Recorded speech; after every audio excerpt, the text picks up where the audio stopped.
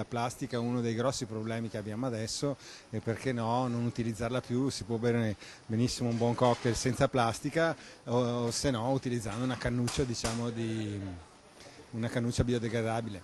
Svolta verde per i locali di Piazza dei Signori. Dal 1° agosto messa al bando la plastica usa e getta. La piazza, famosa per l'orologio senza un segno zodiacale, ora avrà un nuovo primato. Sarà la più ecologica d'Italia. Perché la plastica è giusto eliminarla anche per salvaguardare l'ambiente che ci circonda, che generi, insomma, torna qualcosa di utile anche per noi.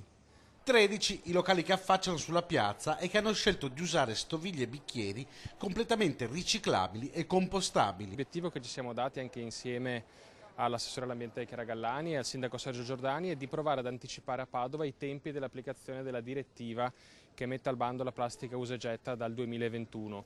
Vogliamo stimolare a Padova, i consumi ma anche l'attenzione degli operatori economici per far sì che qua si possa partire prima con un modello di economia circolare per cui i rifiuti vengono utilizzati come materia prima e non come materia di scarto che poi purtroppo spesso finisce in mare.